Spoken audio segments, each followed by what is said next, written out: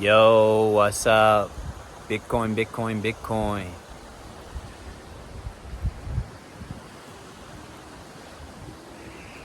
Looking good as always.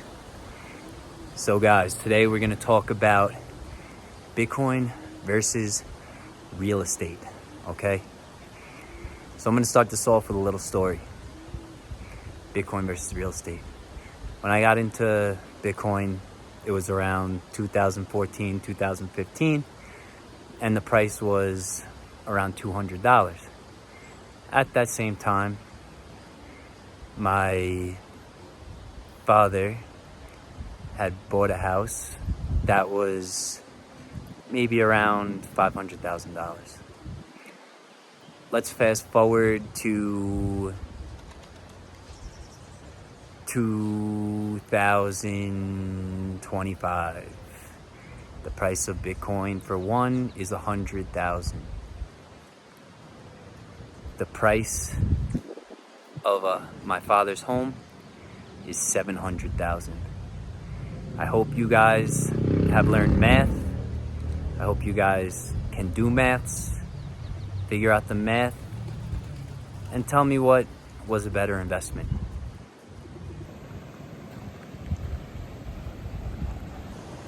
Many people call Bitcoin digital property. For me personally, I call it cryptocurrency. And, a lot of people use Bitcoin as an investment vehicle.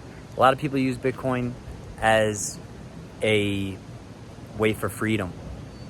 If you want to invest in a property and rent it out, the normal return time is about 10 years. You have to rent the home, you have to fix up the home, the tenant calls you and needs the washing machine fixed, you got to pay for the washing machine. When you invest in Bitcoin, you just sit and wait.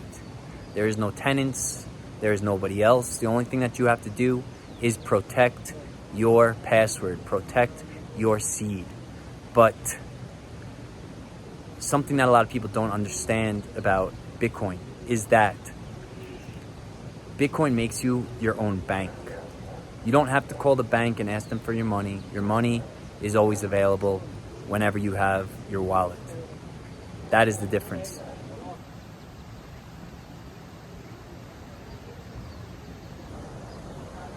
Bitcoin is also a deflationary currency, while regular fiat, dollars, pesos, whatever you use, is an inflationary currency. So you're losing value by the day. Now, my father's house went from 500,000 to 700,000.